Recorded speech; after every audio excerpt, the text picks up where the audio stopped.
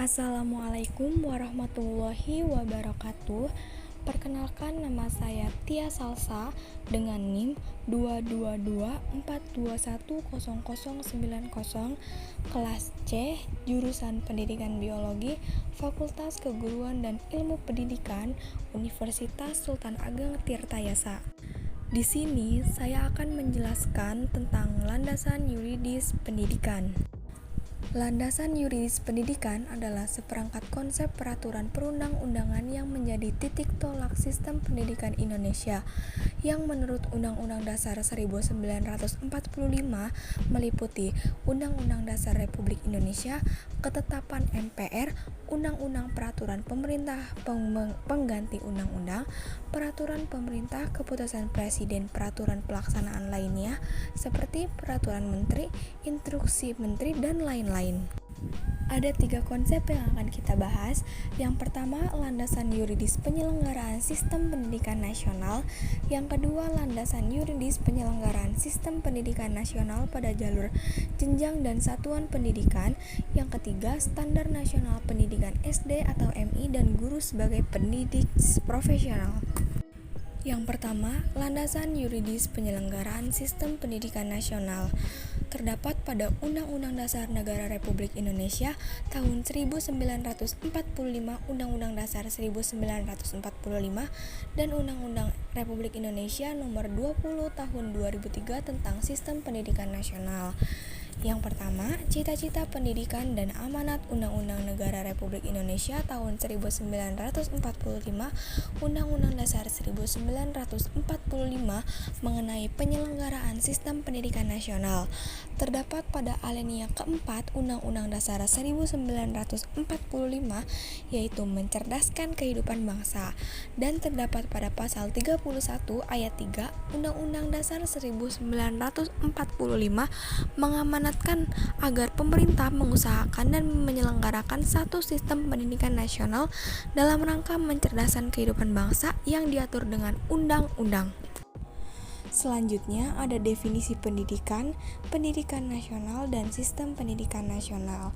Terdapat pada pasal 1 ayat 1 Undang-Undang Dasar Republik Indonesia Nomor 20 Tahun 2003 dinyatakan bahwa pendidikan adalah usaha sadar dan terencana untuk mewujudkan suasana belajar dan proses pembelajaran agar peserta didik secara aktif mengembangkan potensi dirinya untuk memiliki kekuatan spiritual keagamaan, pengendalian diri, kepribadian, kecerdasan, mulia serta keterampilan yang diperlukan dirinya untuk bangsa dan negara.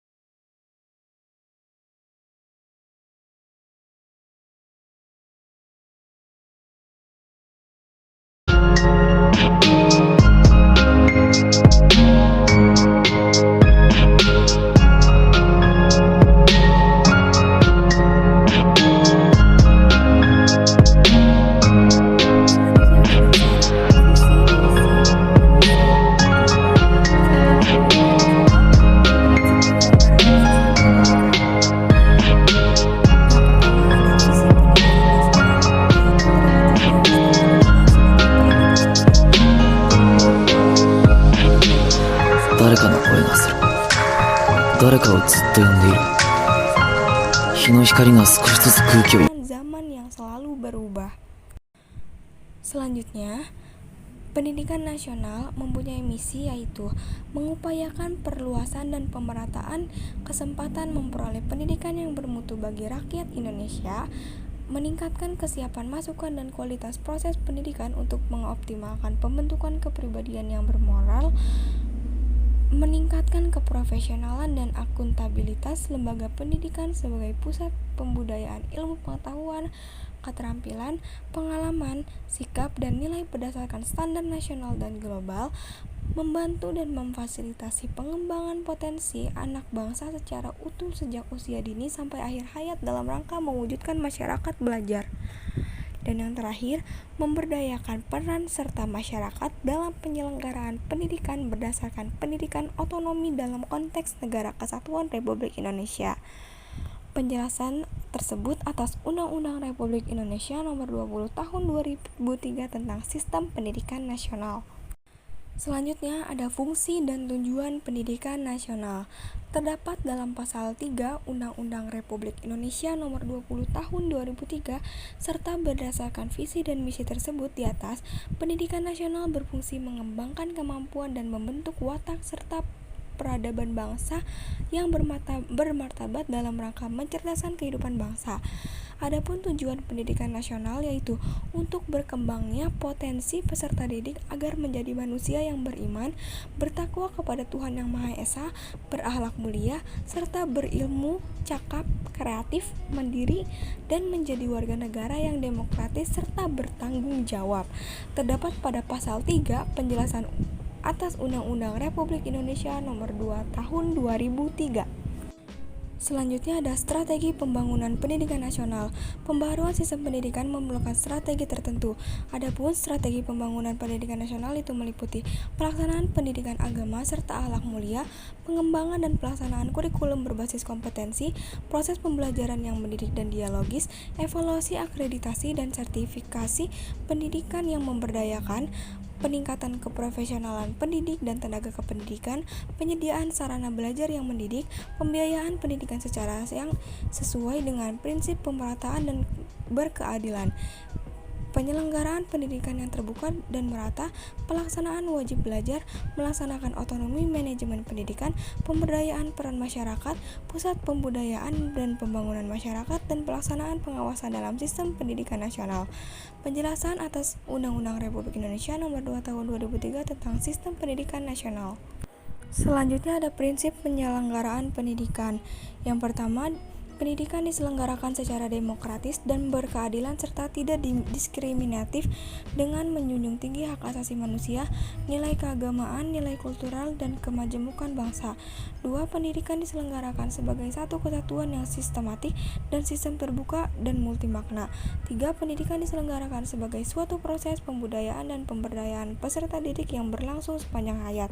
Yang keempat, pendidikan diselenggarakan dengan memberi keteladanan, membangun kemauan, dan mengembangkan kreativitas peserta didik dalam proses pembelajaran.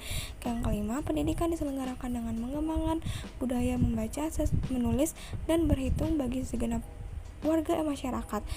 Pendidikan diselenggarakan dengan memberdayakan semua komponen masyarakat melalui peran serta dalam penyelenggaraan dan pengendalian mutu layanan pendidikan. Terdapat pada pasal 4 Undang-Undang Republik Indonesia Nomor 20 Tahun 2003. Selanjutnya, hak dan kewajiban warga negara, orang tua, masyarakat, negara, dan pemerintah. Hak dan kewajiban warga negara terdapat pada pasal 31 ayat 1 Undang-Undang Dasar 1945 memberikan jaminan bahwa tiap-tiap warga negara berhak mendapat pendidikan.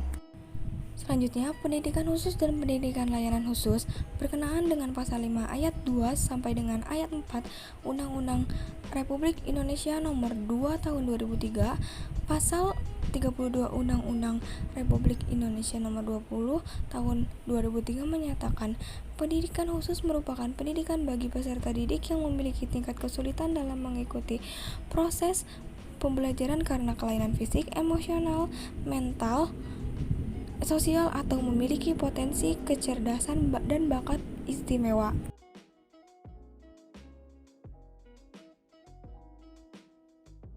Pendidikan layanan khusus merupakan pendidikan bagi peserta didik di daerah terpencil atau terbelakang masyarakat adat yang terpencil dan mengalami bencana alam, bencana sosial, dan tidak mampu dari segi ekonomi.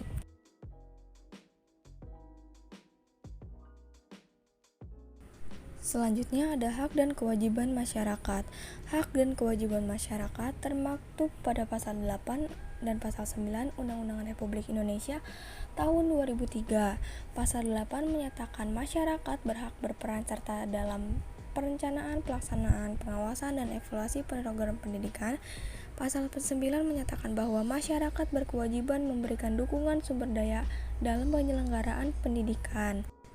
Selanjutnya, kewajiban negara yaitu terdapat pada pasal 31 ayat 4 Undang-Undang Dasar 1945, yaitu negara memprioritaskan anggaran pendidikan sekurang-kurangnya 20% dari anggaran pendapatan dan belanja negara serta dari anggaran pendapatan dan belanja daerah untuk memenuhi kebutuhan penyelenggaraan pendidikan nasional.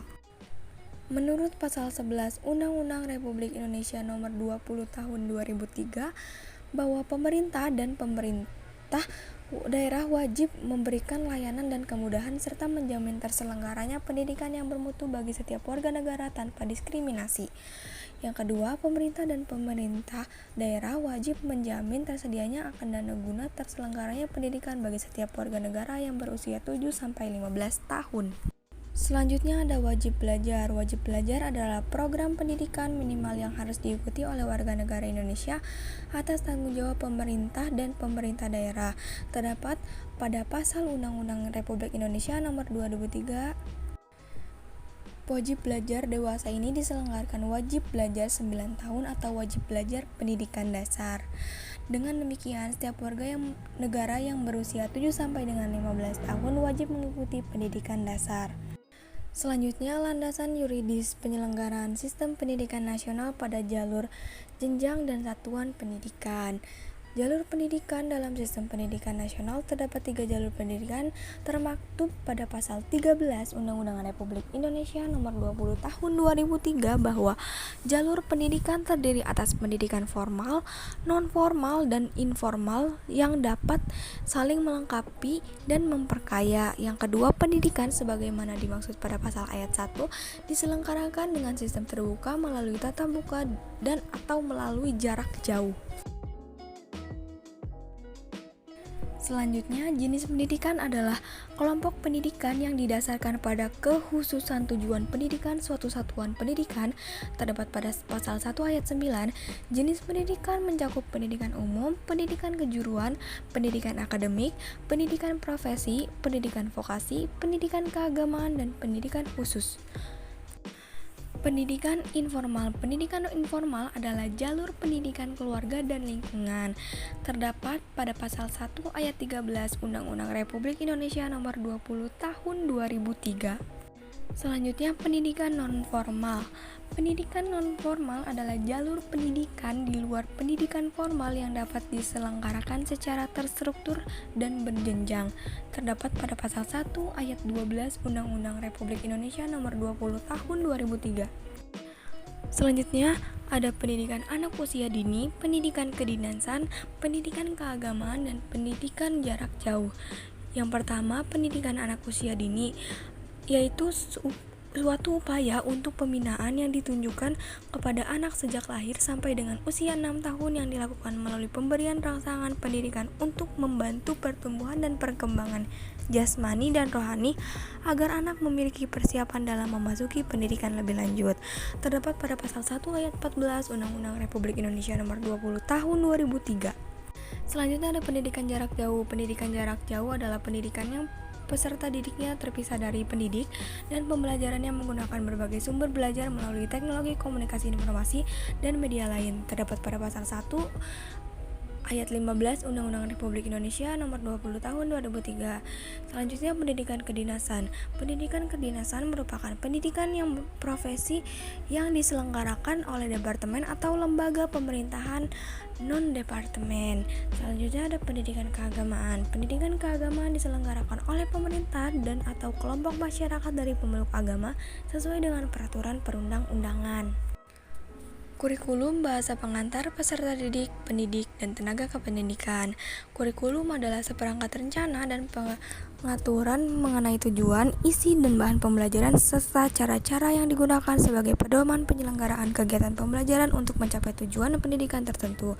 Terdapat pada pasal 1 ayat 19 Undang-Undang Republik Indonesia Nomor 20 Tahun 2003. Bahasa pengantar terdapat pada pasal 33 Undang-Undang Republik Indonesia Nomor 20 Tahun 2003 menyatakan bahasa Indonesia sebagai bahasa negara menjadi bahasa pengantar dalam pendidikan nasional. Selanjutnya ada peserta didik. Peserta didik adalah anggota masyarakat yang berusaha mengembangkan potensi melalui proses pembelajaran yang tersedia pada jalur jenjang dan jenis pendidikan tertentu. Terdapat pada pasal 1 ayat 4 Undang-Undang Republik Indonesia Nomor 20 Tahun 2003. Pendidik dan tenaga kependidikan adalah tenaga kependidikan yang berkualifikasi sebagai guru, dosen, pamong belajar, widyaswara, tutor, instruktur, fasilitator, dan sebutan lainnya. Selanjutnya ada sarana dan prasarana pendidikan, terdapat pada pasal 45 Undang-Undang Republik Indonesia Nomor 20 Tahun 2003. Selanjutnya, pendanaan pendidikan, terdapat pada Undang-Undang Republik Indonesia Nomor 20 Tahun 2003 tentang pendanaan pendidikan dinyatakan pada pasal 46 sampai dengan 49. Pengelolaan pendidikan terdapat pada Undang-Undang Republik Indonesia Nomor 20 Tahun 2003.